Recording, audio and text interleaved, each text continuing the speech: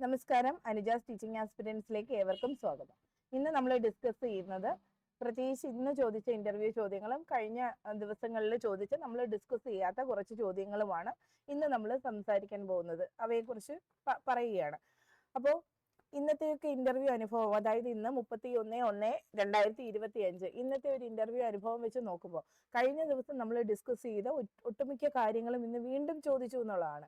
കഴിഞ്ഞ ദിവസം നമ്മൾ പറഞ്ഞിരുന്നു, അതിനു മുമ്പും പറഞ്ഞിരുന്നു, zone of proximal development, ZPD, വൈഗോഡ്സ്കിയൻ ആശയങ്ങൾ, നോം ചോംസ്കിയൻ ആശയങ്ങൾ, ഇതൊക്കെ നോക്കിയിട്ടേ പോകാവൂ എന്ന് നമ്മുടെ ക്ലാസ്സിൽ പ്രത്യേകം പറഞ്ഞിരുന്നു അല്ലെ. അപ്പൊ ഇന്നത്തെ ഇന്റർവ്യൂവിലും യൂണിവേഴ്സൽ ഗ്രാമർ തിയറി എന്താണ്, ലാഡ് എന്താണ് തുടങ്ങിയ നോം ചോംസ്കിയൻ ആശയങ്ങളെ കുറിച്ച് എടുത്തു ചോദിച്ചു. അതുപോലെ തന്നെ അക്വിസിഷൻ എന്താണ്, അക്വിസിഷൻ എങ്ങനെയാണ് നടപ്പിലാക്കുന്നത് മുതലായ ചോദ്യങ്ങളും ഉണ്ടായി. അപ്പൊ ഞാൻ ഒരു ചോദ്യത്തിന്റെ ഒരു ഫ്രെയിമിലേക്ക് ഒതുക്കാൻ ഞാൻ ഇതിനെ ആഗ്രഹിക്കുന്നില്ല. അതുകൊണ്ട് തന്നെ നിങ്ങൾ എന്ത് ചെയ്യുക, ഇത്തരം വിഷയങ്ങളെ കുറിച്ച് നന്നായി നോക്കിയിട്ട് നോട്ടുകൾ തയ്യാറാക്കി, എല്ലാം നമ്മളിങ്ങനെ കേട്ടുപഠിക്കാമെന്ന് പറഞ്ഞിരിക്കാതെ നോട്ടുകൾ തയ്യാറാക്കി അതിനെക്കുറിച്ച് ചിന്തിച്ച് ഇങ്ങനെ ഒരു ചോദ്യം വന്നാൽ എന്ത് പറയാനാകും തുടങ്ങിയ കാര്യങ്ങൾ ആലോചിച്ചെടുക്കുക. നിങ്ങൾക്ക് സഹായം വേണ്ട, അതായത് സ്കഫോൾഡിങ് വേണ്ട, കൈത്താങ് വേണ്ട കാര്യങ്ങളാണ് നമ്മൾ നമ്മുടെ അനുജാസ് ടീച്ചിങ് ആസ്പിരൻസിലൂടെ പറയുന്നത്. അപ്പോൾ ഇന്ന് ചോദിച്ചൊരു ചോദ്യം, അതായത് 31/1/2025 ചോദിച്ചൊരു ചോദ്യമാണ്, MDMS എന്താണ് എന്ന് ചോദിച്ചു. പെട്ടെന്ന് നമ്മളോട് ഇങ്ങനെ MDMS എന്നൊക്കെ ചോദിക്കുമ്പോൾ നമുക്ക് പെട്ടെന്ന് മനസ്സിലാകണമെന്നില്ല. കാരണം മാത്രമല്ല, നമ്മളിങ്ങനെ സ്കൂള്, ക്ലാസ് റൂമ്, പാഠപുസ്തകം ഇതൊക്കെ നോക്കി നല്ല കോൺഫിഡന്റ് ആയിട്ട് പോകുമ്പോഴാണ് MDMS എന്ന് ചോദിക്കുന്നത്. ഒന്നും ഉണ്ടായിരുന്നില്ല, മിഡ് ഡേ മീൽ സ്കീമിനെ കുറിച്ചാണ് ചോദിച്ചത്. അപ്പം ടീച്ചർ അറിയില്ല എന്ന് പറഞ്ഞതിനെ തുടർന്ന് എന്താണ് MDMS എന്ന് പറയുകയും പിന്നീട് എങ്ങനെ സ്കൂളിലേക്ക് നിങ്ങൾ ഉച്ചഭക്ഷണത്തിന് അരി എടുക്കാറില്ലേ, അതെങ്ങനെയാണ്, എവിടെ നിന്നാണ് കൊണ്ടുവരുന്നത് തുടങ്ങിയ ചോദ്യങ്ങളിലേക്ക് പോയി. അപ്പൊ നമ്മൾ എന്തെല്ലാം മേഖലകൾ നോക്കണം എന്നുള്ളതാണ് അല്ലെ. അപ്പം MDMS എന്താണ് എന്ന് ചോദിച്ചാൽ മിഡ് ഡേ മീൽ സ്കീമാണ് MDMS എന്ന് പറയുന്നത്. അപ്പോൾ കുട്ടികൾക്ക് ഉച്ചഭക്ഷണം കൊടുക്കാനുള്ള സംവിധാനമാണത് അല്ലെ. അപ്പൊ ഇതേക്കുറിച്ച് ഇനിയും വരാൻ സാധ്യതയുള്ള കുറേ കാര്യങ്ങളുണ്ട്. ഒരു കുട്ടിക്ക് എത്ര രൂപയാണ് കൊടുക്കുന്നതെന്ന് നമ്മൾ അറിയണം. LP തലത്തിൽ 6.19 രൂപയും UP ക്ലാസ്സുകളിൽ 9.19 രൂപയുമാണ് ഇപ്പൊ കൊടുക്കുന്നത്. അത് റിവൈസ് ചെയ്തതാണ്. അപ്പോൾ അതൊക്കെ ഒന്ന് നോക്കി വെച്ചിരിക്കുക. പിന്നീട് നമുക്ക് മുട്ടയ്ക്ക് 6 രൂപയാണ് കുട്ടികൾക്ക് കൊടുക്കുന്നത്. അതുപോലെ 1 ലിറ്റർ പാലിനായിട്ട് 52 രൂപയാണ് മാറ്റി വെച്ചിരിക്കുന്നത് ഒരു കുട്ടിക്ക്. ഇങ്ങനെയുള്ള ബേസിക് ആയിട്ടുള്ള കാര്യങ്ങളൊക്കെ നോക്കി വെച്ചിരിക്കുക. പിന്നീട് ചോദിച്ചത്, ഈ ഒരു അരി എവിടെ നിന്നാണ് വന്നത് എന്ന് ചോദിച്ചല്ലോ. അത് സപ്ലൈകോ വഴിയാണ് നമുക്ക് സ്കൂളുകളിലേക്ക് അരി വിതരണം ചെയ്യുന്നത്. ആ അരിക്ക് പ്രത്യേകതയുണ്ട്, അത് ഫോർട്ടിഫൈഡ് റൈസ് ആണ്. ഫോർട്ടിഫൈഡ് റൈസ് എന്ന് പറയുമ്പോൾ കുട്ടികൾക്ക് വേണ്ട പോഷക ഘടകങ്ങളൊക്കെ ഉൾപ്പെടുത്തിയ അരിയാണ് ഫോർട്ടിഫൈഡ് റൈസ് എന്ന് പറയുന്നത്. നമുക്കറിയില്ലേ, നമ്മുടെ സ്കൂളുകളിൽ അമ്മമാർക്കൊക്കെ അറിയാം, കുട്ടികൾക്ക് ഉച്ചഭക്ഷണത്തിന്റെ ഭാഗമായിട്ട് അരിയൊക്കെ കൊടുത്തു വിടുമ്പോൾ ടീച്ചേഴ്സ് അതിൻ്റെ കൂടെ ഒരു നിർദ്ദേശം കൂടെ കൊടുത്തു വിടും. അരി കഴുകി അടുപ്പത്തിടാൻ നേരത്ത് അരി കഴുകുമ്പോൾ കുറച്ച് വെള്ള അരികൾ സെപ്പറേറ്റ് ആയിട്ട് ഇങ്ങനെ നിൽക്കുന്നുണ്ടാവും, അത് എടുത്ത് കളയരുത് എന്നൊക്കെ പറഞ്ഞിട്ട് നിർദ്ദേശമൊക്കെ പറയല്ലേ. കാരണം ഫോർട്ടിഫൈഡ് റൈസ് ആണ്, കേടുവന്ന അരിയല്ല തുടങ്ങിയ കാര്യങ്ങൾ നിർദ്ദേശമൊക്കെ വന്നതായിട്ട് നമുക്കറിയാം. അപ്പൊ അത് എന്താണ്, വളരെ പ്രാധാന്യത്തോടു കൂടി തന്നെ നമ്മൾ ഇതിനെ ഉൾക്കൊള്ളണം കേട്ടോ. അതായത് ഫോർട്ടിഫൈഡ് റൈസ് ആണ് കുട്ടികൾക്ക് കൊടുക്കുന്നത്, സപ്ലൈകോ വഴിയാണ് കൊടുക്കുന്നത്. ഒരു കുട്ടിക്ക് 6.19 രൂപയാണ് LP തലത്തിൽ. ഇത്രയും കാര്യങ്ങൾ നമ്മൾ പഠിച്ചു. ഇനി അരിയുടെ കാര്യം പറഞ്ഞു, മുട്ട, പാല്, ഇതിന്റെയൊക്കെ കാര്യം പറഞ്ഞു. ഇനി നമുക്ക് പച്ചക്കറിയുണ്ട്, പലവ്യഞ്ജന സാധനങ്ങളൊക്കെ വാങ്ങണം. ഇതൊക്കെ എവിടെ നിന്നാണ്, എങ്ങനെയാണ് ഇതിന്റെ ഫണ്ട് കൈമാറ്റം ചെയ്യുന്നത് തുടങ്ങിയ കാര്യങ്ങളും കൂടി അറിഞ്ഞു വെച്ചാൽ നമ്മൾ ആ ഒരു ഏരിയ ഫുള്ള് കവർ ചെയ്തു എന്ന് പറയാം അല്ലെ. അപ്പൊ നമ്മൾ നേരിട്ട് വെൻഡേഴ്സിൽ നിന്ന് സാധനങ്ങൾ വാങ്ങുന്ന രീതിയാണുള്ളത്. വ്യാപാരികളിൽ നിന്ന് നേരിട്ട് നമ്മൾ സാധനങ്ങൾ വാങ്ങുന്നു. ഈ സാധനങ്ങൾ നമ്മൾ വാങ്ങിയ ശേഷം ബില്ല് സൂക്ഷിക്കുന്നു. മുമ്പ് ഈ ബില്ല് സൂക്ഷിച്ച് അത് എന്താണ്, ബില്ല് ഫയൽ ചെയ്ത് അത് മാറി അല്ലെ, ആ ഒരു രീതിയായിരുന്നു. പക്ഷെ ഇപ്പൊ അങ്ങനെയല്ല. ഇപ്പം അധ്യാപകർ HMന്റെ പേരിലുള്ള PFMS അക്കൗണ്ട് വഴി വ്യാപാരിയുടെ അക്കൗണ്ടിലേക്ക് ട്രാൻസ്ഫർ ചെയ്യുകയാണ് ചെയ്യുന്നത്. PFMS അക്കൗണ്ട്, അതിന്റെ full form public finance management system എന്നാണ്, PFMS കേട്ടോ. PFMS അക്കൗണ്ട് വഴിയാണ് ട്രാൻസ്ഫർ ചെയ്യുന്നത്. ഗൂഗിൾ ചെയ്താൽ അതിന്റെ സിമ്പിൾ ഉൾപ്പെടെ കാണാൻ പറ്റും. അപ്പൊ PFMS അക്കൗണ്ട് വഴിയാണ് വെൻഡേഴ്സിന്റെ അക്കൗണ്ടുകളിലേക്ക് നമ്മൾ പണം ട്രാൻസ്ഫർ ചെയ്യുന്നത്. ഇതിന്റെ ഇനി ഡീപ്പായിട്ട് അറിയണമെന്നുള്ളവർ HMമാരോടൊക്കെ ചോദിച്ച് മനസ്സിലാക്കി വെക്കുക. ഓക്കെ.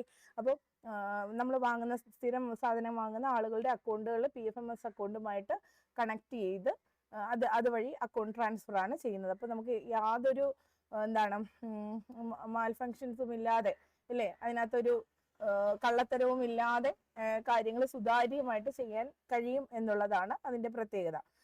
അപ്പൊ HMന്റെ അക്കൗണ്ടിൽ നിന്നാണ് ട്രാൻസ്ഫർ ചെയ്യുന്നത്, നേരിട്ടാണ് ട്രാൻസ്ഫർ ചെയ്യുന്നത്. ഇത്രയും കാര്യങ്ങൾ പറയും. നിങ്ങളോട് പറയാനുള്ളതെല്ലാം ഞാൻ പോയിന്റ്സ് നോട്ട് ചെയ്ത് വെച്ചിരിക്കുക. ഇനി അതിന്റെ ഫണ്ടിങ് എങ്ങനെയാണ് എന്ന് ഉള്ളതാണ്. കേന്ദ്ര സർക്കാരും സംസ്ഥാന സർക്കാരും കൂടി ചേർന്നിട്ടാണ് ഉച്ചഭക്ഷണത്തിനുള്ള ഫണ്ട് കൊടുക്കുന്നത്. 60% കേന്ദ്ര സർക്കാരിൻ്റെതും 40% കേരളത്തിൻ്റെത്, സ്റ്റേറ്റ് ഗവൺമെന്റിൻ്റെതുമായ രീതിയിലാണ് ഈ മിഡ് ഡേ മീൽ സ്കീം മുന്നോട്ട് പോകുന്നത്. എല്ലാം ക്ലിയർ ആയി എന്ന് ഞാൻ കരുതട്ടെ. ഇനി കണ്ട മറ്റൊരു ചോദ്യം, ഇംഗ്ലീഷുമായിട്ട് ബന്ധപ്പെട്ട് എന്തൊക്കെ ചോദിക്കാം എന്നുള്ള തരത്തിൽ ചോദിച്ചിരുന്നു. അപ്പൊ ചോദ്യങ്ങൾ 1, കമ്പാരറ്റീവ് ഡിഗ്രി, സൂപ്പർലേറ്റീവ് ഡിഗ്രി എന്താണ് എന്നൊരു ചോദ്യം കണ്ടു. അപ്പൊ ഇതൊക്കെ ഇംഗ്ലീഷ് ഭാഷയുമായി ബന്ധപ്പെട്ട കുട്ടികളോട് ചോദിക്കാനാണ് ഞാനൊരു സാധ്യത കാണുന്നത്. കമ്പാരറ്റീവ് ഡിഗ്രി, സൂപ്പർലേറ്റീവ് ഡിഗ്രി എന്താണ്. പിന്നെ അടുത്തൊരു ചോദ്യം കിട്ടിയത് ER, EST എന്നീ അക്ഷരങ്ങളിൽ അവസാനിക്കാത്ത വാക്കുകൾ പറയും. എനിക്ക് തോന്നുന്നു ഈ 2 ചോദ്യം ഒരു ടീച്ചറിനോട് ചോദിക്കാനാണ് സാധ്യത. കാരണം ഇത് തമ്മിൽ കണക്ഷൻ ഉണ്ട്. അപ്പൊ കമ്പാരറ്റീവ് ഡിഗ്രി എന്ന് പറഞ്ഞാൽ എന്താ? കമ്പയർ ചെയ്യാൻ ഉപയോഗിക്കുന്നതാണ്. നമ്മൾ 2 വസ്തുക്കളെ തമ്മിൽ കമ്പയർ ചെയ്യാൻ ഉപയോഗിക്കുന്നതാണ് കമ്പാരറ്റീവ് ഡിഗ്രി. സൂപ്പർലേറ്റീവ് ഡിഗ്രി എന്ന് പറഞ്ഞാൽ 2-ലധികം വസ്തുക്കളെ തമ്മിൽ മോർ ദാൻ ഒക്കെ ചേർത്ത് നമ്മൾ പറയത്തില്ലേ, ആ രീതിയിൽ പറയുന്നതാണ് സൂപ്പർലേറ്റീവ് ഡിഗ്രി അല്ലേ. പിന്നെ ഒരു കുട്ടിയുടെ പേര് പറഞ്ഞ she is the tallest among അല്ലെ, tallest among the group members, ആ ഒരു രീതിയിൽ പറയത്തില്ലേ. ടാളസ്റ്റ് എമംഗ് എന്ന് പറയുമ്പോൾ ഇങ്ങനെ സൂപ്പർലേറ്റീവ് ഡിഗ്രിയിലാണ്. അപ്പൊ ഹരി ഈസ് ടാളർ ദാൻ പിന്നെ ശ്രേയസ് എന്ന് പറയാന്ന് വെച്ചോ, അപ്പം ദാൻ ചേർത്താണ് നമ്മൾ കമ്പയർ ചെയ്തത്. ഹരിയെയും ശ്രേയസിനെയും കൂടിയാണ് കമ്പയർ ചെയ്തത്. അത് കമ്പാരിറ്റീവ് ഡിഗ്രി. ആ ഒരു ലെവലിൽ മനസ്സിലാക്കി വെക്കുക. പിന്നെ ER, EST അല്ലെ, ER, EST എന്നീ അക്ഷരങ്ങളിൽ അവസാനിക്കുന്ന വാക്കുകൾ അല്ലാത്തത് എന്നാണ് ചോദ്യം എന്നാണ് എനിക്ക് മനസ്സിലാവുന്നത് കേട്ടോ. അങ്ങനെയാകാനാണ് സാധ്യത, വ്യക്തമല്ല കേട്ടോ. കമ്പാരിറ്റീവ് ഡിഗ്രിയിൽ ER-ലാണ് അവസാനിക്കുക, സൂപ്പർലേറ്റീവിലാണെങ്കിൽ EST എന്ന അക്ഷരങ്ങളിലാണ് അവസാനിക്കുക. അതുകൊണ്ടാണ് ഞാൻ പറഞ്ഞത് ഇത് രണ്ടും ഒരു ടീച്ചറിനോട് ചോദിക്കാനാണ് സാധ്യത. ഇത്തരം ചോദ്യങ്ങൾ കേട്ട് ഇംഗ്ലീഷിനോട് ഒരു ചെറിയ ഭയമുള്ളവർ പേടിക്കേണ്ട. അത് മിക്കവാറും ഇംഗ്ലീഷ് ഭാഷ എടുത്ത അധ്യാപികയോട് ചോദിക്കാനാണ് ഒരു സാധ്യത കാണുന്നത്. നമുക്കത് പുസ്തക പരിചയത്തിലൂടെ ഇനി കൂടുതൽ വ്യക്തമാകും. ഇനി കുട്ടികൾക്ക് അങ്ങനെ പഠിക്കാനുണ്ടോ, പ്രത്യേകിച്ച് ഗ്രാമറായിട്ട് അവരെ പഠിക്കാനില്ല, ഇന്റർണലൈസിങ് രീതിയാണ് ഇപ്പൊ സ്വീകരിക്കുന്നത് തുടങ്ങിയ കാര്യങ്ങളൊക്കെ ഉണ്ടല്ലോ. അപ്പൊ നമ്മൾ 3-4 പാഠപുസ്തകങ്ങളും കൂടി പരിശോധിച്ചെങ്കിലേ അതിന്റെ കാര്യങ്ങൾ കൂടുതൽ വ്യക്തമാവുകയുള്ളൂ. ഇനി വേറൊരു ചോദ്യം കണ്ടത്, ഞാനത് ഇന്നലെ ഡിസ്കസ് ചെയ്തോന്ന് ഓർമ്മയില്ല. ടീച്ചർ മെയ്ഡ് ടെസ്റ്റ് ആണോ അതോ സ്റ്റാൻഡേർഡൈസ്ഡ് ടെസ്റ്റ് ആണോ നല്ലത് എന്നൊരു ചോദ്യം കണ്ടു. തീർച്ചയായിട്ടും പ്രൈമറി ക്ലാസ്സുകളിൽ ടീച്ചർ മെയ്ഡ് ടെസ്റ്റ് ആണ് നല്ലത് എന്ന നിലയിൽ നമുക്ക് സംസാരിക്കാനാവും. അതായത് ടീച്ചർ മെയ്ഡ് ടെസ്റ്റ് എന്ന് പറയുമ്പോൾ കുട്ടിയെ നമ്മൾ മനസ്സിലാക്കി കുട്ടിക്ക് വേണ്ടി ടീച്ചർ ഉണ്ടാക്കുന്ന ചോദ്യങ്ങളാണല്ലോ. കുട്ടിയുടെ നിലവാരം മനസ്സിലാക്കി അധ്യാപിക തയ്യാറാക്കുന്ന ചോദ്യങ്ങളാണ് നല്ലത് എന്ന് നമ്മൾ പറയുന്നത് എന്തുകൊണ്ടാണ്? അധ്യാപികയ്ക്കാണ് ആ കുട്ടിയുടെ കാര്യങ്ങൾ കൂടുതൽ മനസ്സിലാവുക അല്ലെ. പ്രൈമറി തലത്തിലെ കുഞ്ഞാണ്, അപ്പൊ അവർക്ക് നിരവധി കഴിവുകൾ ഉണ്ടാവും, അവരുടെ പ്രശ്നങ്ങൾ ഉണ്ടാവും. ചില കുട്ടികൾക്ക് ചില ഏരിയ ക്ലിയർ ചെയ്യാനായിട്ട് കുറച്ചധികം സമയം എടുക്കേണ്ടി വരും.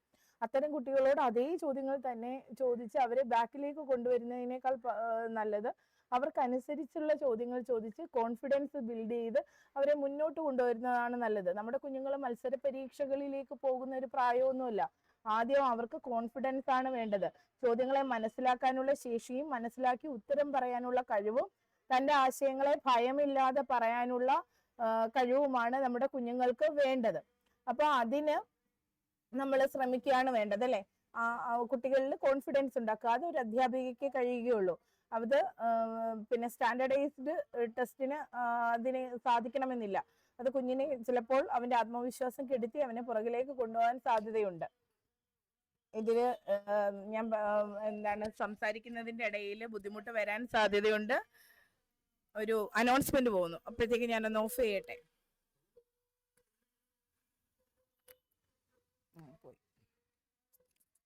നിങ്ങൾ കേട്ടോ എന്തോ സവാളയും തക്കാളിയൊക്കെ പോകുന്നതിന്റെ സൗണ്ട് ഉണ്ട് എന്റെ ഇടയ്ക്ക്. സാരമില്ല, ആവശ്യക്കാർ നമ്മളായതുകൊണ്ട് അതൊക്കെ കേട്ടൊന്ന് അഡ്ജസ്റ്റ് ചെയ്തങ്ങ് പോവുക അല്ലേ. ആവശ്യക്കാരാണെങ്കിൽ ഈ പ്രശ്നങ്ങളൊന്നും കേൾക്കില്ല.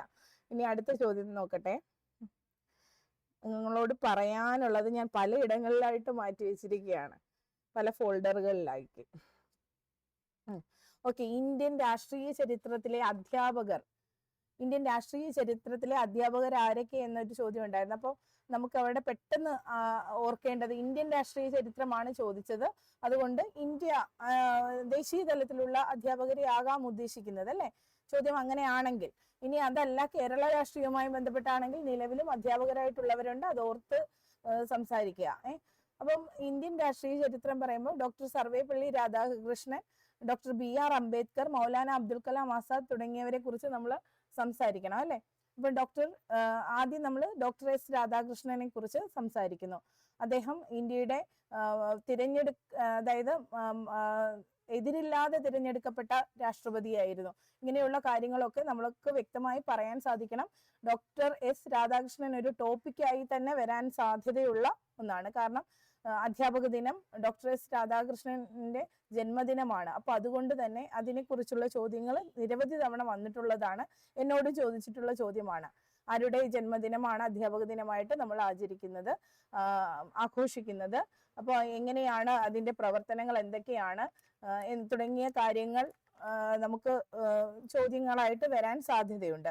അപ്പൊ പ്രമുഖ ദാർശനികനാണ്, അധ്യാപകനാണ് തുടങ്ങിയ കാര്യങ്ങളൊക്കെ നമുക്ക് പറയാൻ അറിയാം. സെപ്റ്റംബർ 5 അധ്യാപക ദിനമായിട്ട് ആഘോഷിക്കുന്നത് എന്ന കാര്യവും നമുക്കറിയാം അല്ലെ. ഇത്തരം കാര്യങ്ങൾ പറഞ്ഞുകൊണ്ട് അദ്ദേഹത്തിന്റെ അധ്യാപന ജീവിതത്തെ കുറിച്ച് എന്തുകൊണ്ട് സെപ്റ്റംബർ 5 അധ്യാപക ദിനമായി ആഘോഷിക്കുന്നു തുടങ്ങിയ കാര്യങ്ങളെ കുറിച്ച് പറഞ്ഞുകൊണ്ട് പറയാനും ഒക്കെ നമുക്ക് കഴിയണം. അതായത് അദ്ദേഹത്തിനെ സമീപിച്ച് അദ്ദേഹത്തിന്റെ വിദ്യാർത്ഥികൾ എങ്ങനെയാണ് അദ്ദേഹത്തിന്റെ ജന്മദിനം ആഘോഷിക്കേണ്ടത്, അവർക്ക് അതിനോടൊരു താല്പര്യമുണ്ട് എന്നതിനെ കുറിച്ച് പറയുമ്പോൾ, എന്റെ ജന്മദിനം അധ്യാപകർക്ക് വേണ്ടി എന്തെങ്കിലും ചെയ്യുന്നതിനോടാണ് എനിക്ക് താല്പര്യം എന്ന രീതിയിൽ അദ്ദേഹത്തിന്റെ അഭിപ്രായം എടുത്തുകൊണ്ടാണ് ഇന്ത്യയിൽ സെപ്റ്റംബർ 5 അധ്യാപക ദിനമായിട്ട്, ദേശീയ അധ്യാപക ദിനമായിട്ട് ആഘോഷിക്കാൻ തുടങ്ങിയത്. ഇനി ഡോക്ടർ BR അംബേദ്കറെ കുറിച്ച് നമുക്ക് പറയാം അല്ലെ. നമുക്കറിയാം ഒരുപാട് ഡിഗ്രികൾ ഉള്ള വ്യക്തിയാണ്. ഒന്നുമല്ലെങ്കിലും ഇന്ത്യയായി ഇരിക്കുന്നതിന്റെ പ്രധാന കാരണക്കാരൻ അദ്ദേഹമാണ് എന്ന് നമുക്ക് പറയാനാവും അല്ലെ. അതായത് നമ്മുടെ ഭരണഘടന എഴുതി തയ്യാറാക്കാൻ നേതൃത്വം കൊടുത്ത വ്യക്തിയാണ് അദ്ദേഹം. നിയമ വ്യവസ്ഥയെ കുറിച്ച് നല്ല ധാരണയുള്ള വ്യക്തിയാണ് അദ്ദേഹം. നല്ല ഒരു അധ്യാപകനായിരുന്നു എന്നതുമുണ്ട്. വിദേശത്തൊക്കെ അധ്യാപക വൃത്തിയിൽ ഏർപ്പെട്ടിട്ടുണ്ട്. അതുപോലെ തന്നെ പിന്നോക്ക വിഭാഗത്തിൽപ്പെട്ട അവരുടെ ഉന്നമനത്തിന് വേണ്ടിയിട്ട്, അവരുടെ വിദ്യാഭ്യാസത്തിന് വേണ്ടിയിട്ടും പ്രവർത്തിച്ച വ്യക്തിയാണ് തുടങ്ങിയ കാര്യങ്ങൾ നമുക്ക് അദ്ദേഹത്തെ കുറിച്ച് ചോദിക്കുമ്പോൾ പറയാം. പിന്നെ മൗലാന അബുൽ കലാം ആസാദ്, അത് വളരെ ഇമ്പോർട്ടന്റ് ആയിട്ട് നമ്മൾ പറയേണ്ട വ്യക്തിയാണ്. നമ്മൾ ഓർത്തിരിക്കേണ്ട, നമ്മൾ വിട്ടുപോകാതെ പറയേണ്ട വ്യക്തിയാണ് മൗലാന അബുൽ കലാം ആസാദ്. അതിനെ ഒരു ചെറിയ രാഷ്ട്രീയ താല്പര്യം കൂടി ഉണ്ടാവും. കാര്യം ഒരു ചോദ്യം വന്നത് ചരിത്രം വളച്ചൊടിക്കപ്പെടുന്നതിനെ കുറിച്ചൊരു ചോദ്യം വന്നിരുന്നു. അതിലേക്ക് ഞാൻ വരാം. അപ്പോൾ മൗലാന അബുൽ കലാം ആസാദിനെ കുറിച്ചുള്ള പാഠങ്ങൾ എടുത്തു മാറ്റപ്പെടുന്ന ഒരു പ്രവണത ഉണ്ടായി. നിങ്ങളൊക്കെ അത് അറിഞ്ഞു എന്ന് ഞാൻ കരുതുന്നു. അപ്പോൾ അങ്ങനെയുള്ള പാഠഭാഗങ്ങളിൽ നിന്ന് അദ്ദേഹത്തെ ഒഴിവാക്കി തുടങ്ങിയ രീതിയിലുള്ള ചർച്ചകൾ വന്നത് എനിക്ക് ഓർമ്മയുണ്ട്. അപ്പം അതൊക്കെ ആകാം ഈ ഒരു ചോദ്യത്തിന്റെ ഒക്കെ പിന്നിലെന്ന് ഞാൻ വിശ്വസിക്കുന്നു. അപ്പൊ അതിനെ കുറിച്ചൊക്കെ നമുക്ക് ധാരണയുണ്ട്. ഇത്തരം കാര്യങ്ങളോട് നമ്മൾ പ്രതികരിക്കുമോ എന്നൊക്കെയാണ്. മൗലാന അബുൽ കലാം ആസാദിനെ അങ്ങനെ ഇന്ത്യക്ക് മറക്കാനാകുന്ന ഒരു വ്യക്തിയല്ല. അത് മനസ്സിലാക്കി വേണം നമ്മൾ സംസാരിക്കാൻ. അവരെ കുറിച്ചൊക്കെ ഡീപ്പായിട്ട് നോളജ് ഉണ്ടാക്കി വെക്കുക. കാരണം ഇന്ത്യയുടെ ആദ്യത്തെ വിദ്യാഭ്യാസ മന്ത്രിയായിരുന്നു അദ്ദേഹം. അതുപോലെ IIT UGC തുടങ്ങിയവയുടെയൊക്കെ വരവിന് കാരണക്കാരനായതും അദ്ദേഹമാണ്. ഈ സ്ഥാപനങ്ങളൊക്കെ നിലവിൽ വന്നത് അദ്ദേഹത്തിന്റെ കാലഘട്ടത്തിലാണ് തുടങ്ങിയ കാര്യങ്ങളൊക്കെ ഓർത്തു വെച്ചിരിക്കുക. അതുപോലെ ഇന്ത്യ വിഭജനത്തിനെതിരെയൊക്കെ ശക്തമായിട്ട് പ്രതികരിച്ച വ്യക്തിയായിരുന്നു. ഇന്ത്യ വിൻസ് ഫ്രീഡം എന്ന് പറയുന്ന അദ്ദേഹത്തിന്റെ ആത്മകഥയുണ്ട്. ആത്മകഥയിൽ ഇതിനെക്കുറിച്ചൊക്കെ പറയുന്നുണ്ട്. തുടങ്ങിയ കാര്യങ്ങളെല്ലാം നിങ്ങൾക്ക് സംസാരിക്കാനാകും. ഞാൻ വലിച്ചു നീട്ടുന്നില്ല. പിന്നെ ഡോക്ടർ സക്കീർ ഹുസൈനെ കുറിച്ച് പറയാം. പ്രമുഖ അധ്യാപകനും വിദ്യാഭ്യാസ വിദഗ്ധനും ഇന്ത്യയുടെ 3ാമത്തെ രാഷ്ട്രപതിയുമായിരുന്നു. പ്രാഥമിക വിദ്യാഭ്യാസ മേഖലയിൽ അദ്ദേഹം നിരവധി സംഭാവനകൾ നൽകിയിട്ടുണ്ട് തുടങ്ങിയ കാര്യങ്ങൾ പറയാം. ഇതിനകത്ത് ഏറ്റവും പ്രധാനമായിട്ട് നമ്മൾ ഡോക്ടർ S രാധാകൃഷ്ണനെയും മൗലാന അബുൽ കലാം ആസാദിനെയും കുറിച്ച് പറയുക. കാരണം രണ്ടുപേരുടെയും ജന്മദിനത്തിന് പ്രത്യേകതകളുണ്ട്. ഒരാളുടേത് ഡോക്ടർ S രാധാകൃഷ്ണന്റേത് അധ്യാപക ദിനമായിട്ടും മൗലാന അബുൽ കലാം ആസാദ് സാറിന്റെ ജന്മദിനം ഇന്ത്യയുടെ വിദ്യാഭ്യാസ ദിനമായിട്ടും ആഘോഷിക്കുകയാണ് അല്ലെ. ഇവയൊക്കെ നമ്മൾ ഓർത്തു വെച്ചിരിക്കുക. ഇനി അടുത്ത ചോദ്യം. അങ്ങനെ എന്താ ചരിത്രത്തിന്റെ കാര്യം പറഞ്ഞില്ലേ, ചരിത്രം വളച്ചൊടിക്കപ്പെടുന്നു. അപ്പം ശരിയായ രീതിയിൽ എങ്ങനെ കുട്ടികളിൽ ചരിത്രബോധം ഉണ്ടാക്കാൻ, ഏകദേശം ഇതുപോലെയൊക്കെയാണ് ചോദ്യം. എവിടെയൊക്കെയോ കേട്ടതാണ് കേട്ടോ. എഴുതി വെച്ചതെല്ലാം കൂടി എടുത്താൽ പലയിടത്തായി കിടക്കുന്നത് കൊണ്ടൊരു അതിനൊരു തുടർച്ച കിട്ടുന്നില്ല. അതുപോലെ പലര് കൈമാറി വരുമ്പോൾ അതിൻ്റെതായ ഒരു വ്യക്തതയില്ല. ഇങ്ങനെയൊക്കെയുള്ള പ്രശ്നങ്ങളുണ്ട്. എന്ത് തന്നെ ആയാലും ഒരു ചരിത്രബോധം കുട്ടിയിൽ എങ്ങനെ ഉണ്ടാക്കാം എന്ന് ചോദിച്ചാൽ ശരിയായ ചരിത്ര വസ്തുതകൾ അടങ്ങുന്ന പുസ്തകങ്ങൾ പരിചയപ്പെടുത്തിക്കൊണ്ട് ഉണ്ടാക്കാം. അതുപോലെ തന്നെ നമുക്ക് ഡോക്യുമെന്ററികൾ കാണിക്കാനാകും. നമുക്കറിയാം ഗാന്ധിയുടെ കാലഘട്ടത്തിലെയൊക്കെ ഇന്ത്യക്ക് മുമ്പുള്ള സ്വാതന്ത്ര്യം നേടുന്നതിന് മുമ്പുള്ള വീഡിയോസ് ഒക്കെ ഉണ്ട്. ഇപ്പോഴും യൂട്യൂബിനകത്ത് നമുക്ക് കാണാൻ കഴിയുന്നുണ്ട് പഴയ വീഡിയോസ് ഒക്കെ അല്ലേ. അപ്പൊ ആ ഒരു കാലഘട്ടം, ആ ഒരു പശ്ചാത്തലം, ഇതൊക്കെ നമുക്ക് കുട്ടികളെ കാണിച്ചു കൊടുക്കാനാകും. ഈ പറയുന്ന ഒഴിവാക്കപ്പെട്ട വ്യക്തികളുണ്ടല്ലോ, പാഠപുസ്തകങ്ങളിൽ നിന്ന് ഒഴിവാക്കപ്പെട്ട അല്ലെങ്കിൽ അപ്രസക്തരെന്ന് വരുത്തി തീർക്കാൻ ശ്രമിക്കുന്ന ഇത്തരം വ്യക്തികളുടെ ശരിയായ ജീവിത കാലഘട്ടത്തെക്കുറിച്ച്, അവരുടെ പ്രവർത്തനങ്ങളുടെ പ്രാധാന്യം കാണിക്കത്തക്ക രീതിയിലുള്ള ഡോക്യുമെന്ററികൾ, പുസ്തകങ്ങൾ തുടങ്ങിയവ നമുക്ക് കുട്ടികളെ പരിചയപ്പെടുത്താം. ICT സാധ്യത പ്രയോജനപ്പെടുത്തിക്കൊണ്ട് നേർക്കാഴ്ച അനുഭവം ഒരുക്കി കൊടുക്കാം തുടങ്ങിയ ഒരുപാട് പ്രവർത്തനങ്ങൾ നമുക്ക് ചെയ്യാനാകും അല്ലെ. ചരിത്ര സ്മാരകങ്ങൾ, പിന്നെ സംരക്ഷിക്കപ്പെടുന്ന ചരിത്ര സ്മാരകങ്ങളിലേക്ക് ഒരു സന്ദർശനം നടത്താം. അങ്ങനെയൊക്കെയുള്ള കാര്യങ്ങളൊക്കെ സംഘടിപ്പിച്ചുകൊണ്ട് നമുക്ക് കുട്ടികളിൽ ശരിയായ ചരിത്രബോധം ഉണ്ടാക്കിയെടുക്കാനാകുമെന്നാണ് കരുതുന്നത്. ചരിത്രാധ്യാപകരൊക്കെ എൻ്റെ ക്ലാസ് കാണുന്നുണ്ടാവും. അത്തരം ആളുകൾക്ക് കൂട്ടിച്ചേർക്കലുകൾ നടത്താനാണ് നമ്മുടെ കമന്റ് ബോക്സ്. അപ്പൊ അതും കൂടി പറയട്ടെ, ഈ ക്ലാസ്സുകൾ കാണുന്നവർ ഉറപ്പായും കമന്റ് ബോക്സിലൂടെ ഒന്ന് കടന്നു പോവുക. കാരണം മറ്റൊന്നുമല്ല, ഈ പറയുന്നത് പോലെ നമ്മളുടെ നാക്കുപിഴവ് കൊണ്ടോ ഒക്കെ തെറ്റുകൾ വരാൻ സാധ്യതയുണ്ട്. അത് ചിലപ്പോൾ ഞാൻ ശ്രദ്ധിക്കണമെന്നില്ല. നമ്മൾ അപ്ലോഡൊക്കെ ചെയ്ത് കഴിഞ്ഞിട്ട് അങ്ങ് പോകാനാണ് കൂടുതൽ സാധ്യതയുള്ളത്. പരമാവധി കമന്റുകൾക്ക് ഞാൻ മറുപടി തരുന്നതും അത് ഞാൻ അങ്ങനെ ശ്രദ്ധിക്കുകയും മറുപടി തരാൻ ശ്രമിക്കുകയും ചെയ്യുന്ന ഒരാളാണ്. അപ്പോൾ തെറ്റുകൾ ഉണ്ടെങ്കിൽ അത് അംഗീകരിക്കാൻ യാതൊരു മടിയുമുള്ള ആളല്ല ഞാനും. അതുപോലെ തെറ്റ് ആരിലേക്കും പോകാതിരിക്കാൻ പരമാവധി ശ്രമിക്കുകയും ചെയ്യുന്നുണ്ട്. അതിന് നമ്മുടെ കമന്റ് ബോക്സ് സഹായിക്കും. കാര്യം ടീച്ചറെ ഇത് അങ്ങനെയല്ല എന്നൊരാൾ പറഞ്ഞാൽ ഉറപ്പായും അത് ഞാൻ പിൻ ചെയ്യും, അല്ലെങ്കിൽ അത് ഹൈലൈറ്റ് ചെയ്ത് പറയും ഞാൻ അടുത്ത ക്ലാസ്സിൽ. അപ്പൊ അതുപോലെ നിങ്ങൾ ചെയ്യുക കേട്ടോ. എന്തെങ്കിലും മാറ്റങ്ങൾ ഉണ്ടെങ്കിൽ, അതുപോലെ കൂട്ടിച്ചേർക്കലുകൾ ഉണ്ടെങ്കിൽ അവിടെയൊക്കെ നമുക്ക് സൗഹൃദപരമായ സംഭാഷണങ്ങൾ നമ്മുടെ കമന്റ് ബോക്സിൽ നടക്കട്ടെ എന്ന് ആഗ്രഹിക്കുന്നു. ഇനി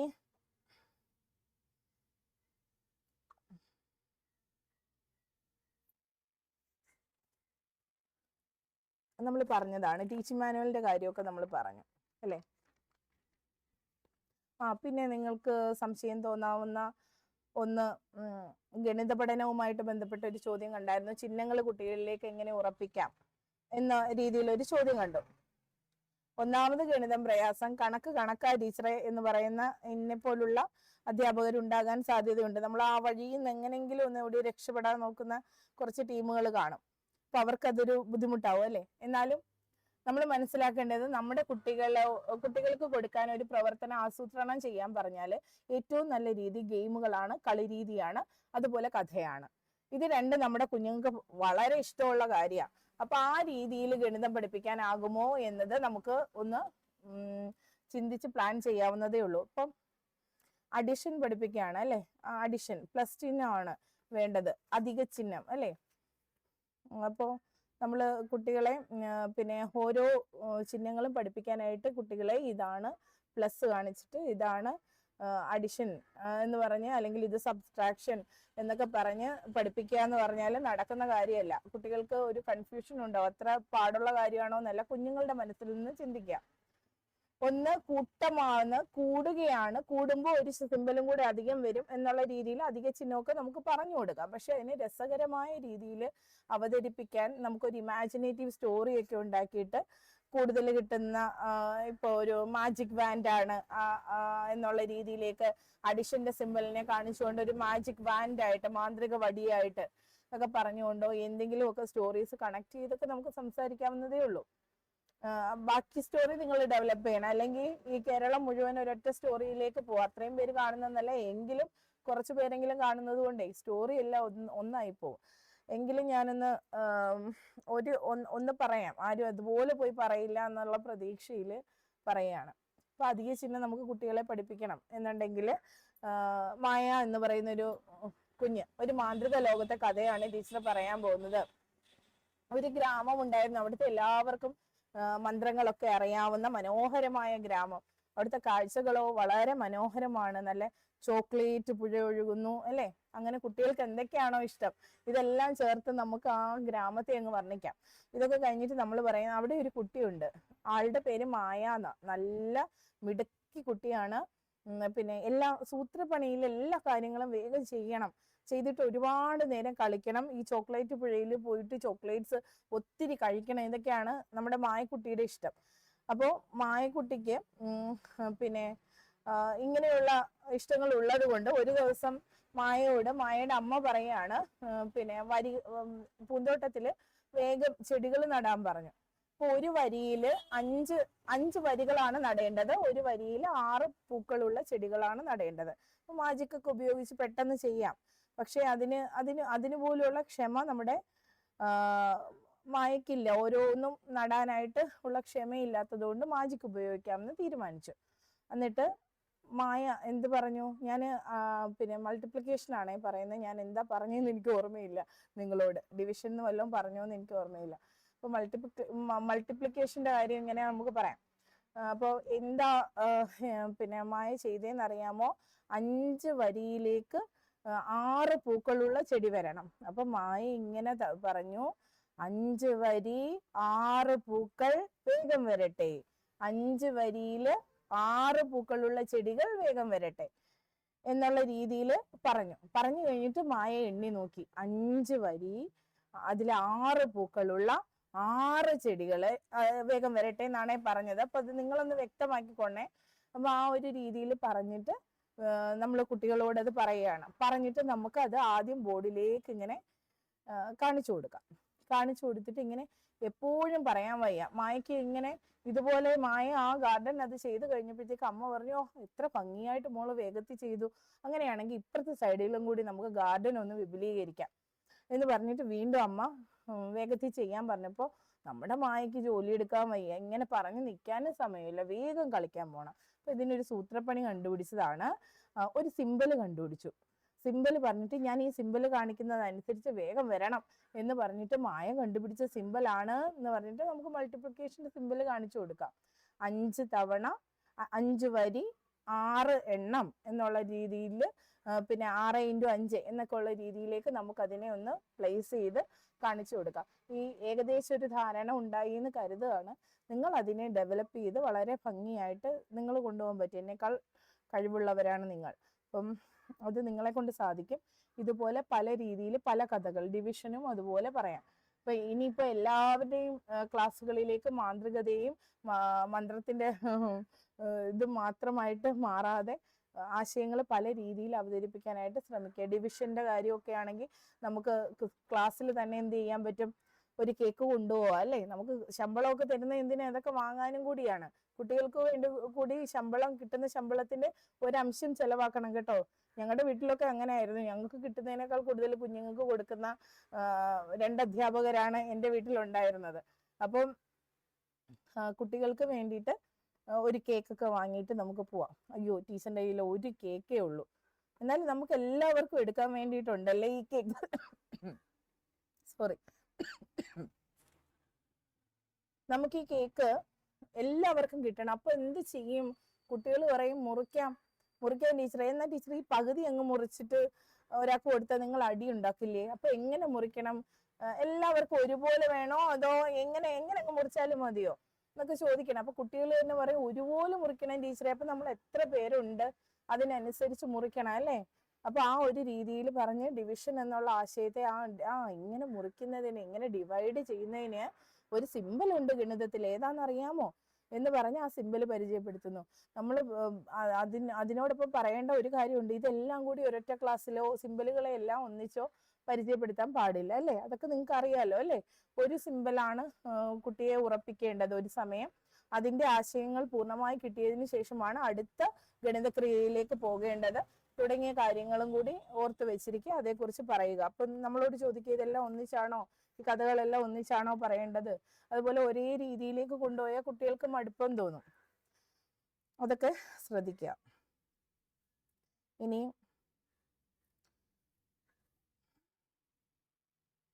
EVSന്റെ കാര്യമൊക്കെ നമ്മൾ ഡിസ്കസ് ചെയ്തതാണ് കേട്ടോ. നോം ചോംസ്കി ഞാൻ പറഞ്ഞു.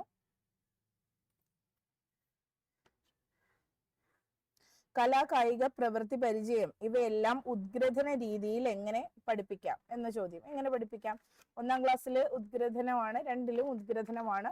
ഉദ്ഗ്രഥനത്തിന് പാഠപുസ്തക അനാലിസിസിന്റെ ക്ലാസ്സിൽ വ്യക്തമായി ഞാനത് പറഞ്ഞു. പുസ്തകത്തിന്റെ ഫ്രണ്ട് പേജിൽ വളരെ വ്യക്തമായിട്ട് എഴുതിയിട്ടുണ്ട് ഏതൊക്കെ വിഷയങ്ങളാണ് ഉദ്ഗ്രഥിപ്പിച്ചിട്ടുള്ളത്. അതും ചോദ്യമായിട്ട് വരാം കേട്ടോ. അപ്പൊ ഏതൊക്കെ വിഷയങ്ങളാണ് ഉദ്ഗ്രഥനത്തിന് വിധേയമാക്കിയത്? മലയാളം ഉണ്ട്, കേരള പാഠാവലി, അതുപോലെ തന്നെ ഈ കേരള പാഠാവലിയിൽ മലയാളം, പരിസര പഠനം, കലാകായിക വിദ്യാഭ്യാസം, കലാ പഠനം, ആരോഗ്യ കായിക വിദ്യാഭ്യാസം, പ്രവൃത്തി പരിചയം, ഇവയൊക്കെയാണ് ഉദ്ഗ്രഥന വിധേയമാക്കിയിരിക്കുന്നത്. അപ്പൊ നമ്മളോട് ചോദിച്ചത് കലാ, കായിക, പ്രവൃത്തി പരിചയം ഇവയെല്ലാം എങ്ങനെയാണ് ഉദ്ഗ്രഥന വിധേയമാക്കുക എന്നാണ്. 1ാം ക്ലാസ്സിലെ പാഠപുസ്തകവും പഠന പ്രവർത്തനങ്ങളും ആസൂത്രണം ചെയ്തിരിക്കുന്നത് തന്നെ അതേ രീതിയിലാണ്. 1, 2 ഹാൻഡ് ബുക്കുകളിൽ തന്നെ വ്യക്തമായ നിർദ്ദേശങ്ങൾ നൽകുന്നുണ്ട്. അപ്പൊ കുട്ടികളുടെ ഭാഷാ പഠനത്തിനോടൊപ്പം തന്നെ നമുക്ക് കുട്ടികളെ വസ്തുക്കളുടെ നിർമ്മാണത്തിലേക്ക് കൊണ്ടുപോകാനുള്ള പ്രവർത്തനമുണ്ട്. 1ാം ക്ലാസ്സിലെ ആദ്യ പാഠത്തിൽ തന്നെ മുട്ടത്തോട് കൊണ്ടുള്ള നിർമ്മാണം കുട്ടികൾക്ക് പറയുന്നു. അത് പറവകൾ പാറി എന്ന പാഠമാണ്. അതിൽ പക്ഷികളെ കുറിച്ചാണ് പഠിക്കുന്നത്. പക്ഷികളിൽ നിന്നാണ് മുട്ട ലഭിക്കുന്നത്. അപ്പൊ ആ മുട്ട എന്ന് പറയുന്ന ആശയത്തിനെ പിന്നീട് നമ്മളത് കലാപഠനവുമായി ബന്ധിപ്പിച്ച് മുട്ടത്തോടി കൊണ്ട് വിവിധ വസ്തുക്കൾ ഉണ്ടാക്കുന്ന രീതി ഉണ്ട്.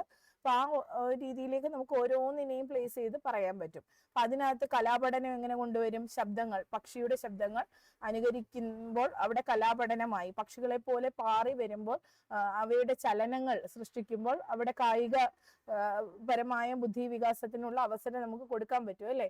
പക്ഷികളെ പോലെ പാറിവ, ഇടത്തേക്ക് പാറു, വലത്തേക്ക് പാറു എന്നൊക്കെ പറയുമ്പോൾ കുട്ടികൾക്കും ചലനം സംഭവിക്കുന്നുണ്ട്. അത്രയൊക്കെ, അല്ലാതെ നമ്മൾ ഓടുന്നു, പിന്നെ ഗ്രൗണ്ടിലേക്ക് ഇറങ്ങിക്കിടന്ന് ഓടുന്നു, നന്നായി വിയർക്കത്തക്ക രീതിയിലുള്ള പ്രവർത്തനങ്ങളെ മാത്രമല്ല ഈ കായിക വിദ്യാഭ്യാസവുമായിട്ട് ഉദ്ദേശിക്കുന്നത്.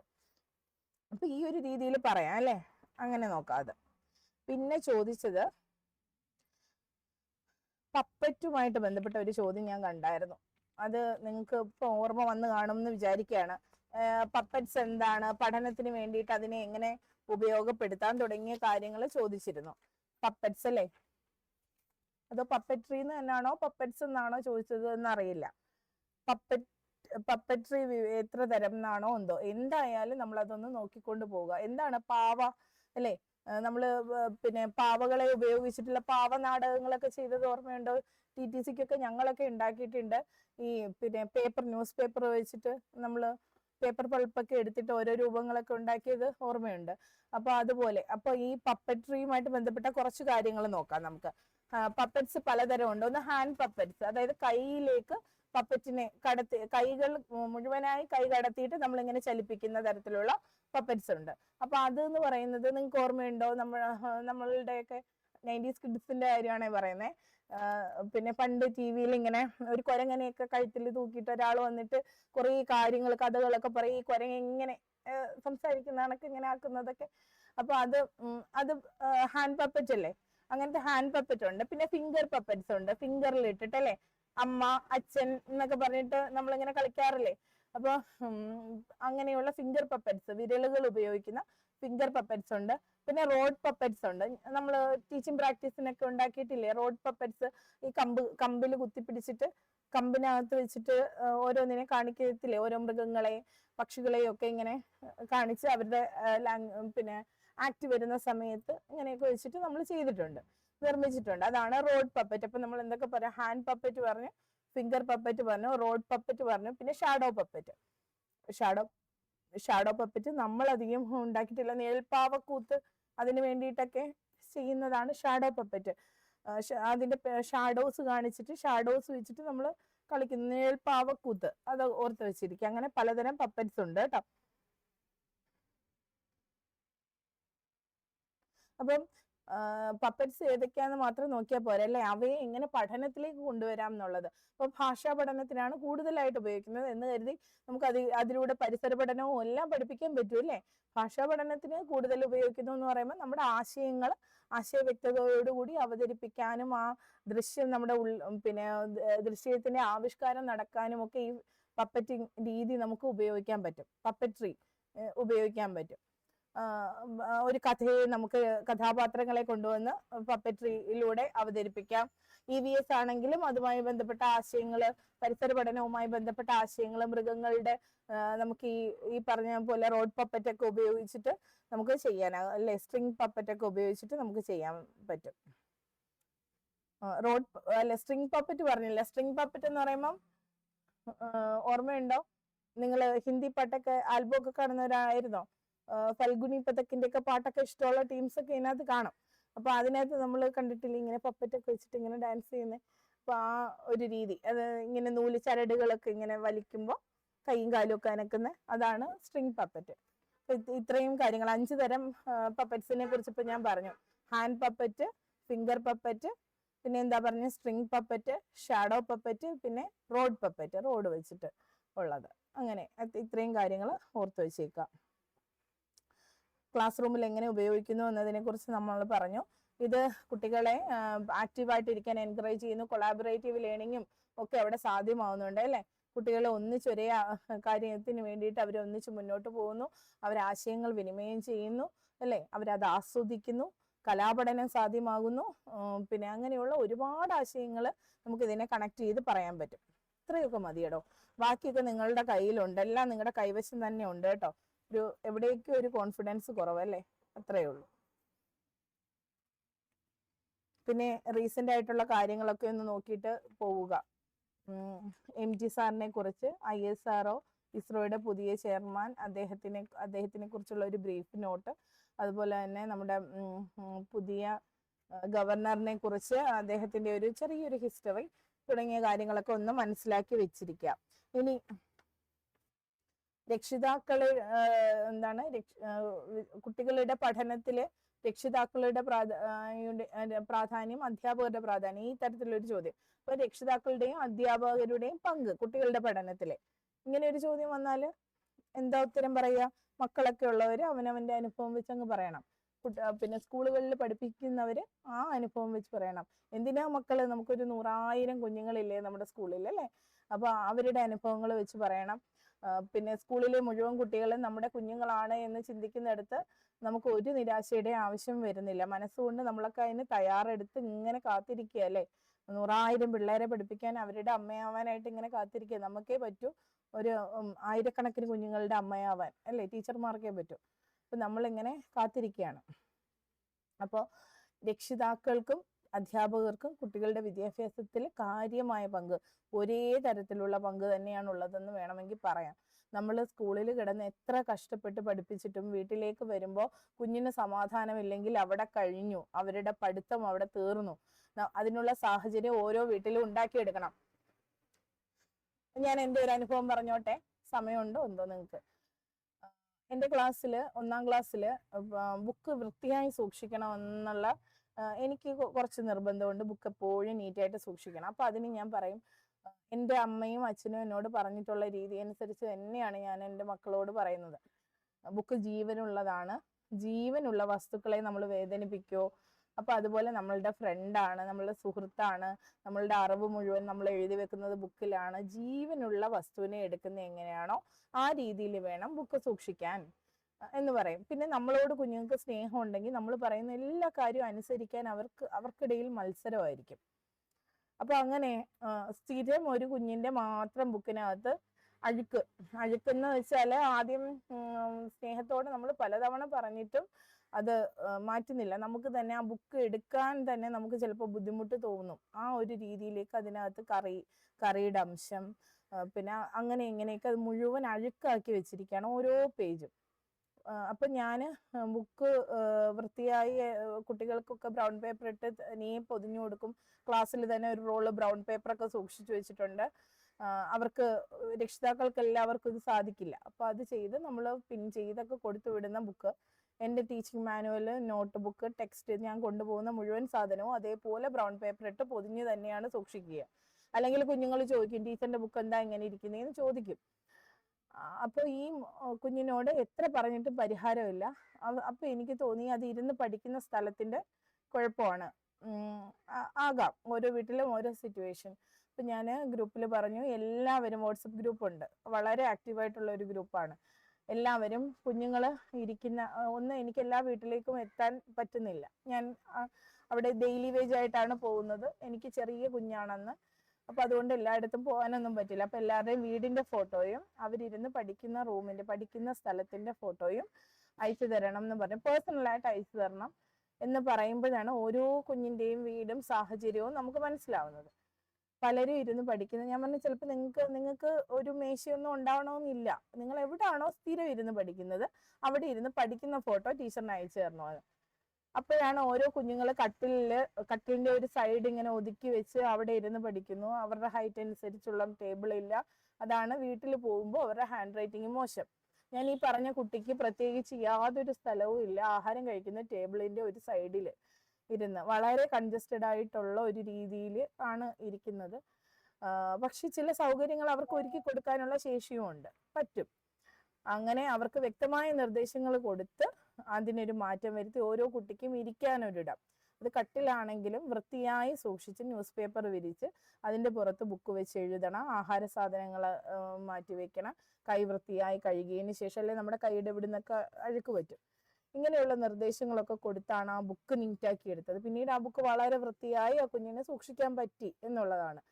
അപ്പോൾ ഇങ്ങനെ ഓരോ കുഞ്ഞിന്റെയും സാഹചര്യം നമ്മൾ മനസ്സിലാക്കി എടുത്ത് വേണം പഠിപ്പിക്കാനായിട്ട്. അപ്പൊ അത് നമുക്ക് വീട്ടിൽ പോയി ചെയ്തു കൊടുക്കാൻ അധ്യാപകർക്ക് കഴിയില്ല. പക്ഷെ ഇങ്ങനെയുള്ള പ്രവർത്തനങ്ങളിലൂടെ നമുക്ക് എന്ത് ചെയ്യാൻ പറ്റി, അവരുടെ സാഹചര്യം മനസ്സിലാക്കി അവിടെ അവർക്ക് പറ്റിയ രീതിയിൽ അവരുടെ സാമ്പത്തികത്തിൽ നിന്നുകൊണ്ട് തന്നെ വേണ്ട മാറ്റം വരുത്താനുള്ള നിർദ്ദേശം കൊടുക്കാൻ പറ്റി. അപ്പൊ അധ്യാപകർക്ക് കുട്ടികളുടെ വികസനത്തിൽ രക്ഷിതാക്കളോട് ചെയ്തു കൊടുക്കാൻ കഴിയുന്ന ഒരു ഉത്തരവാദിത്തമാണ് വ്യക്തമായ പേരന്റിങ്ങിനുള്ള നിർദ്ദേശങ്ങൾ, പഠനത്തിനുള്ള സഹായങ്ങൾ എങ്ങനെ വീട്ടിൽ ഒരുക്കണമെന്ന് അറിയാത്ത രക്ഷിതാക്കളെ ബോധവാന്മാരാക്കുക തുടങ്ങിയ കാര്യങ്ങൾ അധ്യാപകർക്ക് ചെയ്യാനുണ്ട്. അപ്പം അധ്യാപകരുടെ റോള് നിങ്ങൾക്ക് അറിയാം. രക്ഷിതാക്കളുടെ റോളാണ് അധ്യാപിക പഠിപ്പിക്കുന്ന കാര്യങ്ങളെല്ലാം പഠിപ്പിച്ചു കഴിഞ്ഞു. അപ്പൊ വീട്ടിലേക്ക് വരുമ്പോൾ കൃത്യമായി കുട്ടികൾക്ക് കളിക്കാനുള്ള സമയം ഒരുക്കി കൊടുക്കൽ, അവർക്ക് നല്ല ഭക്ഷണം ഒരുക്കി കൊടുക്കൽ, പഠിക്കാനുള്ള സൗകര്യം ഒരുക്കി കൊടുക്കൽ, കൃത്യമായ ഒരു ടൈം അവർക്ക് കൊടുത്തിട്ട് ആ സമയം അവർ പഠിക്കണം. അത് അവരുടെ ശീലം. ആദ്യം നമ്മൾ വിളിച്ചിരുത്തേണ്ടി വരും, രക്ഷിതാക്കൾ വിളിച്ചിരുത്തേണ്ടി വരും. പിന്നീട് അത് അവരുടെ റുട്ടീനിന്റെ ഭാഗമായിക്കോളും. നിങ്ങൾ എല്ലാവരും പലരും കൃത്യമായ ഒരു സമയത്ത് എഴുന്നേൽക്കുകയും കൃത്യമായ ഒരു സമയത്ത് ഉറങ്ങുകയും ചെയ്യുന്നവരല്ലേ. അത് നമ്മളുടെ ജൈവ ഘടികാരത്തിന്റെ ഭാഗമായി മാറിയല്ലേ. ആ ഒരു രീതിയിൽ കുട്ടികളിലും മാറ്റം വരും. അപ്പോ ആദ്യം കുട്ടികളെ നിർബന്ധമായി അവരുടെ സമയം ഒരു സമയത്ത് വിളിച്ചിരുത്തണം. അതിന് നമുക്ക് കുട്ടികളെ ഫോഴ്സ് ചെയ്ത് കൊണ്ടുവന്നിരുത്തുക എന്നല്ല, മറിച്ച് ഈ ഒരു സമയത്ത് പഠിച്ചു കഴിഞ്ഞാലേ നമുക്ക് ഇത്ര നേരം കളിക്കാം, ഒരു പ്രത്യേക സമയം കൊടുത്ത് കളിക്കാം. മൊബൈൽ ഫോണുകളിൽ നിന്ന് പൂർണ്ണമായി കുട്ടിയെ മാറ്റാനാകില്ല. കാരണം വിവര സാങ്കേതിക വിദ്യയൊക്കെ അതിനകത്ത് അതൊക്കെ ഉപയോഗിച്ച് നമ്മുടെ കുഞ്ഞുങ്ങൾ വളരണം. അവിടെയും നമുക്ക് തിരഞ്ഞെടുപ്പ് കൊടുക്കുക, അല്ലെ. തിരഞ്ഞെടുത്ത് നല്ല എഡ്യൂക്കേഷണൽ ആയിട്ടുള്ള ആക്ടിവിറ്റീസ് തിരഞ്ഞെടുത്ത് അതിനൊരു അരമണിക്കൂർ കുട്ടികൾക്ക് സ്ക്രീൻ ടൈം കൊടുക്കാം. ടിവിയിലോ ഫോണിലോ ഒക്കെ സ്ക്രീൻ ടൈം കൊടുക്കാം. അവരുടെ വിജ്ഞാനത്തിന്റെ വർധനവിന് സഹായിക്കുന്ന തരത്തിലേക്ക് അതാകട്ടെ എന്നുള്ള രീതിയിൽ ഇങ്ങനെ പല സൗകര്യങ്ങളും ഒരുക്കി കൊടുക്കേണ്ടത് ആരാണ്? രക്ഷിതാവാണ്. അതിനുള്ള നിർദ്ദേശങ്ങൾ കൊടുക്കേണ്ടത് ആരാണ്? അധ്യാപികയാണ്. എല്ലാ രക്ഷിതാക്കൾക്കും ഇതൊന്നും അറിയണമെന്നില്ല, എല്ലാവരും വിദ്യാഭ്യാസം ഉള്ളവരാകണമെന്നില്ല, പേരന്റിങ്ങിനെ കുറിച്ച് ധാരണയുള്ളവരാകണമെന്നില്ല. അപ്പൊ ഇതേക്കുറിച്ചുള്ള നിർദ്ദേശങ്ങളെല്ലാം കൊടുക്കേണ്ടത് അധ്യാപകരാണ്. പിന്നെ മറ്റൊരു അനുഭവം പറയുകയാണെങ്കിൽ, ഇവിടെ എൻ്റെ മോൻ്റെ കാര്യങ്ങൾ വെച്ച് പറഞ്ഞാൽ, ആദ്യം ഈ പറയുന്നത് പോലെ കൃത്യമായ സമയത്ത് വിളിച്ചിരുത്തി നമ്മളും കൂടി കൂടെ ഇരുന്ന് ഹോംവർക്ക് ഒക്കെ ചെയ്യണം. ഹോംവർക്കിനോടും പകർത്തെഴുത്തിനോടും ഒന്നും എനിക്കൊരു പേഴ്സണലി ഇഷ്ടമുള്ള ആളല്ല ഞാൻ. എങ്കിലും കൊടുത്തുവിടുന്ന പ്രവർത്തനങ്ങളൊക്കെ ഒരു സമയത്ത് ഇത്ര സമയത്തിനുള്ളിൽ ചെയ്യണം. പറ്റാത്ത കാര്യങ്ങളാണെങ്കിൽ കോപ്പി റൈറ്റിംഗ് ഒന്നും ആവശ്യമില്ല എന്നുള്ള അഭിപ്രായമാണ് എനിക്കുള്ളത്. അപ്പൊ അത് ഒഴിവാക്കണം എന്ന നിർദ്ദേശങ്ങൾ കൊടുത്തിട്ട് സ്കൂൾ അധികൃതരോട് നമ്മൾ അവന്റെ അവസ്ഥ അനുസരിച്ച് പറഞ്ഞിട്ടുള്ളപ്പോൾ അവരൊക്കെ സപ്പോർട്ട് ചെയ്തിട്ടുണ്ട്. അതൊക്കെയാണ് നമ്മുടെ പൊതുവിദ്യാലയത്തിന്റെ ഗുണം എന്ന് പറയുന്നത്. അങ്ങനെ കൃത്യമായ ഒരു സമയത്ത് പിടിച്ചിരുത്തി ഒരു സ്റ്റഡി ടൈം, പ്ലേ ടൈം പ്രത്യേകിച്ച്, അത് അവനോടൊപ്പം ഞാനും പോകും. ഞങ്ങളുടെ പ്രദേശത്ത് ഒരു ചിറയുണ്ട്, അതിന്റെ കരയിൽ ഒരുപാട് നല്ല നവീകരണ പ്രവർത്തനങ്ങളൊക്കെ നടത്തി അവർക്ക് കളിക്കാനുള്ള സ്ഥലമുണ്ട്. പ്ലേ പ്ലേ ഏരിയ ഒന്നും ആയിട്ടില്ലെങ്കിൽ അവർക്ക് ഷട്ടിൽ കളിക്കുക, ഓടിക്കളിക്കുക, അങ്ങനെ. അപ്പൊ അവനോടൊപ്പം ഈവനിങ് വാക്ക്, അതിന് പോകണമെങ്കിൽ അതിന് മുമ്പായിട്ട് എന്ത് ചെയ്യണം, അവനവന്റെ ഉത്തരവാദിത്തങ്ങൾ തീർക്കണം. ഇങ്ങനെ കുറച്ച് സമയം നമ്മൾ കുട്ടിക്ക് വേണ്ടി കൊടുത്തപ്പോൾ അത് ഇപ്പോൾ ഒരു റുട്ടീനാണ്. വൈകിട്ട് വരുന്നു, വന്ന ഉടനെ കുളിക്കുന്നു, അവരുടെ വർക്കുകൾ അവർ തന്നെ ചെയ്യുന്നു, ഹോംവർക്കിനൊന്നും യാതൊരു സഹായവും വേണ്ട. അത്രയും പ്രാപ്തരാക്കിയാണ് നമ്മുടെ പൊതുവിദ്യാലയങ്ങളിൽ നിന്ന് കുട്ടികളെ വീട്ടിലേക്ക് വിടുന്നത്.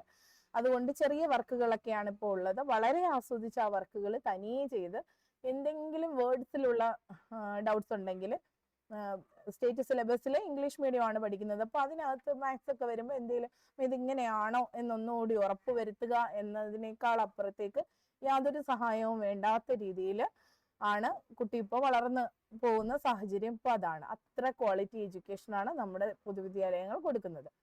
അപ്പൊ ഇവിടെ നമ്മൾ ആദ്യം അവൻ ഇരുന്ന് പഠിക്കാനുള്ള റുട്ടീൻ നമ്മളൊന്ന് സെറ്റ് ചെയ്ത് കൊടുത്തു. ഇപ്പൊ കുട്ടി സ്വയം അത് ഫോളോ ചെയ്ത് പോകുന്നു.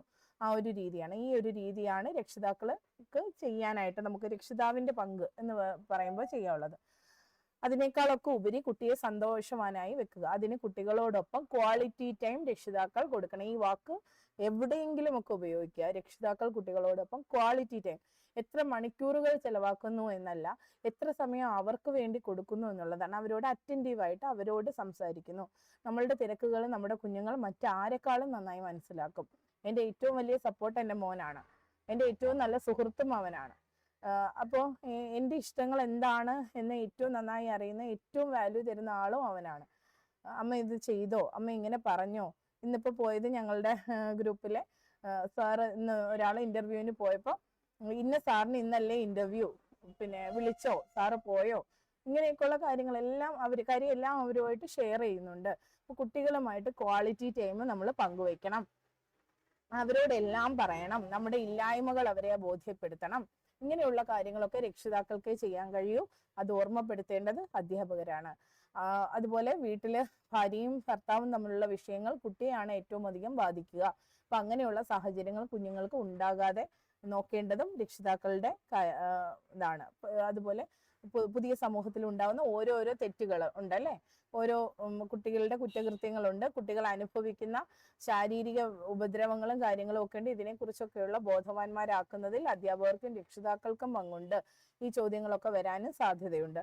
കാര്യം, ഒരു ടീച്ചറിനോട് ചോദിച്ച ചോദ്യം നിലവിലെ പത്രങ്ങളിലും മാധ്യമങ്ങളിലൊക്കെ കാണുന്ന പ്രശ്നങ്ങൾ എന്തൊക്കെയാണ് എന്നാണ്.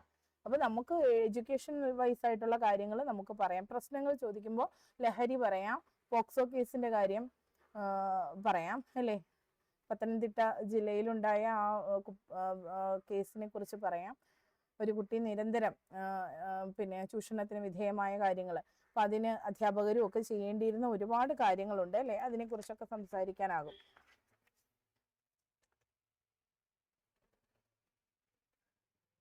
ഇത്രയും ചോദ്യങ്ങളൊക്കെ, ഇത്രയൊക്കെ മതിയാവില്ലേ ഈ ഒരു ക്ലാസ്സിൽ?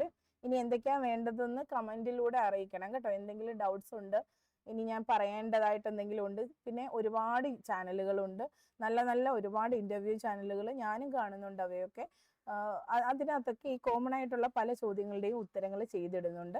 നല്ലത്, ശരി എന്ന് തോന്നുന്ന എന്തിനേയും ഫോളോ ചെയ്യുക, അത് കേൾക്കുക, പരമാവധി സ്വയം വായിക്കുക. അതാണ് വീണ്ടും വീണ്ടും പറയാനുള്ളത്. നമ്മുടെ ഡൗട്ടുകൾ നമ്മൾ തന്നെ ഉള്ളിലിട്ട് പ്രോസസ്സ് ചെയ്ത് അതിനെ ഇല്ലാതെയാക്കണം. പ്രശ്നം കുട്ടികൾക്ക് മുന്നിൽ എങ്ങനെയാണ് പ്രശ്നം അവതരിക്കുക അല്ലെ, അതൊരു പ്രശ്നമായി അനുഭവപ്പെടണം. നിങ്ങൾക്ക് നിങ്ങളുടെ പ്രശ്നം അനുഭവപ്പെട്ടിട്ടുണ്ട് സംശയങ്ങളുടെ രൂപത്തിൽ, അല്ലെങ്കിൽ ഇന്റർവ്യൂവിന് തയ്യാറെടുക്കേണ്ടത് എങ്ങനെ തുടങ്ങിയ പ്രശ്നങ്ങൾ നിങ്ങളുടെ മുന്നിൽ ഇപ്പൊ തന്നെ ഉണ്ട്. അപ്പൊ അതിന്റെ പരിഹാരം നിങ്ങൾ തേടിയോ? അതാണ് ചോദ്യം. അതെല്ലാം നമ്മൾ സ്പൂൺ ഫീഡിങ്ങിലൂടെ കിട്ടുമെന്ന് പറഞ്ഞ് പലയിടത്ത് കയറി ഇറങ്ങി മൈൻഡും തലയും കണ്ണും നശിപ്പിക്കരുത്. പകരം ചില ടൈം, അതായത് യൂട്യൂബിൽ സെർച്ച് ചെയ്യാനായിട്ട് ചില പ്രത്യേക സമയം മാറ്റിവെച്ച് ആ സമയം അത്ര ഒരു ടൈം ഗ്യാപ്പിന്റെ ഇടയ്ക്ക് അത് കാണുക, അതിൽ ക്ലാസ്സുകളൊക്കെ കാണുക. ബാക്കി സമയം മുഴുവൻ വായനയ്ക്ക് മാറ്റിവെച്ച് ചെയ്യാനുള്ള കാര്യങ്ങൾ പെർഫെക്റ്റ് ആക്കുക. ഇന്ന് നമ്മുടെ ഗ്രൂപ്പിലെ അധ്യാപകന്റെ ഇന്റർവ്യൂ അനുഭവം എന്താണ് എന്ന് ചോദിച്ചാൽ നല്ല ബയോഡേറ്റ തയ്യാറാക്കി പോയത് കൊണ്ട് അതിൽ നിന്നുള്ള ചോദ്യങ്ങൾ മാത്രമേ വന്നുള്ളൂ. നിങ്ങൾക്കും അതിന് കഴിയും. അപ്പം നന്നായിട്ട് ഇന്റർവ്യൂ അറ്റൻഡ് ചെയ്യുക. എല്ലാവർക്കും ആശംസകൾ.